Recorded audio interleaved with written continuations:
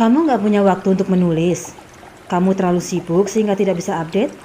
Kamu repot dengan tugas sekolah, tugas kuliah, atau mungkin merawat anak-anak. Punya 24 jam rasanya tidak cukup untuk menulis. Lalu gimana caranya supaya kamu bisa menamatkan cerita jika menulis dengan konsisten saja susah? Gimana mau nerbitin buku kalau tamat aja enggak? Di video kali ini, Sire akan kasih kamu tips dan trik yang biasa Sire lakukan agar bisa update minimal 1 kali seminggu dengan jumlah kata minimal 1300. Semua sudah Sire lakukan selama 5 tahun nyaris tanpa bolong. Dari cuma punya 1 anak hingga sekarang punya 3 dan yang terkecil berusia 6,5 bulan. Kebayangkan repotnya? Jadi inilah tips menulis Wattpad agar rutin update, yaitu cara manajemen waktu untuk penulis sibuk di tahun 2020. Ada beberapa penyebab kamu tidak memiliki waktu untuk menulis. Namun, kunci utamanya adalah kamu terlalu lambat dalam menulis. Kamu butuh berjam-jam hanya untuk menyusun 1 paragraf atau bahkan 1 halaman. Bagaimana nggak kehabisan waktu? Jadi, ini ada beberapa masalah yang memperlambat waktu menulis kamu dan cara penanggulangannya. Disimak sampai akhir ya. Yang pertama, buat Sire, hal yang paling penting dalam menulis cerita adalah kamu sudah tahu ceritanya mau dibawa kemana. Yang paling sering bikin macet adalah ketika kamu nggak tahu ceritanya mau kayak apa. Buka laptop atau ponsel, ujung-ujungnya cuma jadi lembar putih. Mau nulis di buku juga nggak ada ide. Akibatnya kamu bakal buang-buang waktu untuk mikirin ceritamu mau dilanjut kayak apa.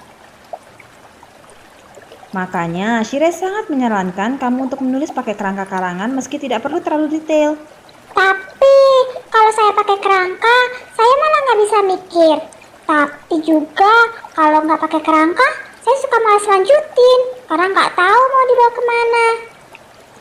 Curhatan-curhatan seperti itu paling sering Sire dapetin. Si malakama nggak sih?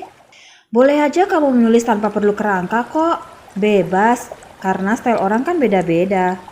Akan tetapi, jika kamu tipe yang sering sekali macet saat menulis, sering merasa tidak punya waktu untuk menulis karena terlalu lama berpikir mau kemana ceritanya, menulis secara spontan tampaknya bukan untukmu.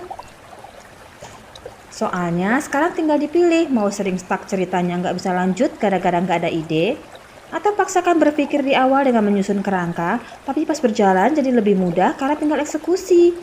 Hal itu akan mempertinggi kemungkinan untuk tamat. Nggak bisa kalau ada kerangka nulisnya. Sekali lagi, Sire nggak memaksa teman-teman untuk menggunakan kerangka. Penulis pun punya style mereka masing-masing kok. Namun Sire tegaskan, kalau kamu tipe yang jarang menamatkan cerita, mudah terdistraksi dengan cerita baru, bingung gimana mau menamatkan cerita, atau kamu yang menghabiskan waktu tanpa menulis apapun, maka menulis secara spontan bukan untukmu. Masalah yang kedua adalah distraksi. Baru nulis 1 paragraf, tiba-tiba ada notif Facebook. Buka, bales. Nulis 2 kata, tiba-tiba notif Instagram. Buka lagi. Kapan kelar? Offline dulu aja. Matikan koneksi internet dan menulis offline. Tapi gimana kalau butuh riset? Kalau gitu, install app Forest atau aplikasi Pomodoro lainnya. Apa sih aplikasi Pomodoro itu? Aplikasi fokus selama waktu tertentu, yang terbaik maksimal 20 menit. Dia memblokade semua distraksi kecuali app yang kamu pakai. Misal, Sire ngeblok semua sosial media selama 20 menit dan hanya boleh buka Chrome dan Google Doc. Sire beli premium sih, namun kamu tetap bisa pakai fungsi basic yang memblokir semua app kecuali 1. Premiumnya nggak mahal kok, cuma 30 ribuan kalau nggak salah. Senilai 2 mangkok mie ayam. Sire lapar malam-malam. Kalau mainnya di komputer, kamu bisa install blocking add-on di Chrome yang memblokir Facebook dan situs sosial media lainnya. Dengan fokus membuka hanya aplikasi menulis, kamu akan lebih fokus menulis dan akan lebih cepat. Yang ketiga adalah perfeksionis. Kamu merasa kalimat-kalimatmu tidak indah, jadi baru 1-2 kalimat revisi. Baru 2 paragraf ulang lagi. Baru 1 halaman ulang nyari diksi-diksi menarik di thesaurus. Aduh, draft pertama itu nggak perlu cakep. Asal jadi aja dulu. Nanti ada yang namanya baca ulang alias revisi sebelum diunggah. Di sana baru deh mau ngebuk Thesaurus dan KBBI silahkan. Kalau dari awal sudah puyeng sama diksi dan lain-lain, lama-lama malah nggak akan jadi-jadi loh. Yang keempat adalah tidak punya target. Kamu nggak punya target kapan harus upload, membuatmu akan berpikir nanti-nanti saja untuk mulai menulis. Hari ini nggak mood. Hari ini panas. Hari ini aku mau santai aja. Dan segudang alasan untuk menunda menulis. Kalau kalian punya target update kayak Shire setiap Jumat, maka Selasa mulai cicil 400 kata sehari selama 3 hari. Sehingga Jumat bisa upload deh. Berapa lama Shire nulis 400 kata itu? Kalau belum ada ide sama sekali dan nulis langsung, biasanya sih paling lama 1,5 jam. Kalau udah ada gambaran adegan, insya Allah paling lama 30 menit juga kelar. Semua pakai ponsel doang, Masya Allah. So, kamu suka hari apa untuk upload? Pengen sih bikin tutorial menentukan hari yang cocok untuk upload, kira-kira ada yang butuh nggak? Yang kelima, kita tidak mampu menyusun prioritas. Kamu punya kegiatan bejibun, kamu nggak tahu gimana mau nyusun mana yang terpenting, mana yang nggak penting.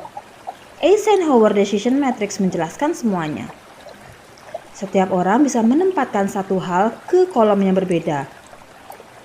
Ini bebas, Shire hanya akan kasih contoh. Kamu bisa sesuaikan dengan kebutuhan masing-masing karena kamulah penentu jadwalmu sendiri. Semua yang ada di folder Do It adalah hal-hal mendesak. Contohnya tugas sekolah, ujian, mengurus anak, kerja kantor, dagang, dan masih banyak lagi. Decide adalah sesuatu yang diberi jadwal kapan akan dikerjakan. Nah, kalau kamu masih penulis sebagai hobi, masukkan saja alokasi waktu menulismu di sini. Jadi, kamu menulis setelah tugas Do It selesai. Ini juga bisa untuk tugas sekolah yang masih lama tenggatnya, atau lomba yang masih punya deadline beberapa waktu lagi, atau juga bersihin rumah bulanan, belanja, dan lain-lain. Nah, kemudian hal-hal nggak penting yang bisa didelegasikan ke orang lain. Sekali lagi, ini bakal berbeda untuk tiap individu. Shire akan mendelegasikan memasak ke warung terdekat. Karena buat Shire itu nggak penting, karena bisa bikin Shire kecapean dan berujung malas makan, kemudian jatuh sakit. Mungkin ada yang meletakkan cuci baju ke laundry dan lain-lain. Yang kemudian adalah delete. Merasa tidak penting, menghabiskan waktu, coret saja dari kegiatanmu. Bukan berarti kamu nggak boleh main. Main itu hiburan selama memang tidak malah mengganggu jadwal utama. Bermainlah untuk menghibur, bukan bermain karena kewajiban. Lalu, pilih sosial media terbaikmu. Jangan aktif di semua platform. Sekarat. Kecuali kamu cuma posting dan pergi. Shire hanya aktif di Facebook, Wattpad, YouTube, dan Instagram hanya hit and run. Posting konten, balas-balasin komen, tapi buat keliling ke karya orang nggak sempet. Nonton video orang yang Shire subscribe aja nunggu waktu senggang. Karena memang nggak cukup waktu untuk eksis di semua platform, kecuali kamu punya admin atau memang kegiatan di kolom Do It tidak sebanyak yang Shire punya.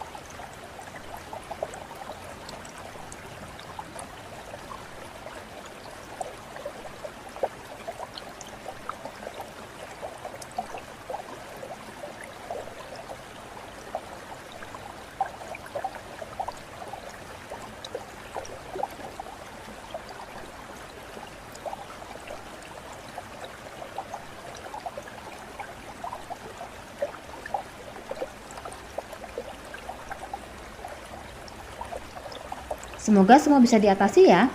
Jangan lupa di Facebook page akan ada tips menulis harian. Jangan lupa kepoin ke sana ya. Dadah!